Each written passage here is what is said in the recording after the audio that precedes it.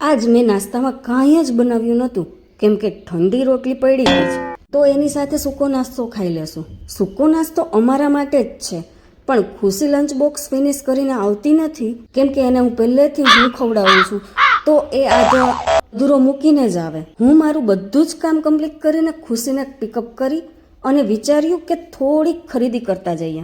હવે તો ખરીદીના નામ પર ફ્રૂટ્સ અને શાકભાજી જ હોય, એ તો તમને ખબર હશે. હા, તો અહીં પહોંચતાની સાથે જ ખુશીને દેખાઈ ગયા બબલ્સ. તો એણે પહેલાં એ જ લઈ લીધું અને મને દેખાય છે અહીં ગારો, અને ઓલમોસ્ટ બધું સંકેલવા પણ લાગે છે. તો મેં મારું મૂડ ચેન્જ કરી લીધું અને ઘરે નીકળી ગયા. બસ આ એક બબલ્સ લઈને જ આવ્યા અને ખુશીને રમવાની પણ ઉતાવળ હતી, અને ખોલતા જ ખબર પડી કે આ તો અમારી સાથે બહુ મોટું પોપટ થઈ ગયું છે.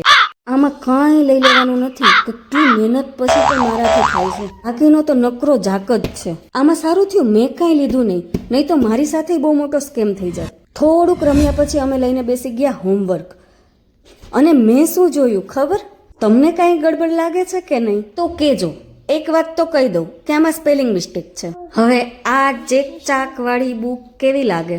હજુ તો સ્ટાર્ટિંગ છે, ત્યાં જ પેનની લાઈન આવવા લાગી, એ પણ બીજાના મિસ્ટેકથી.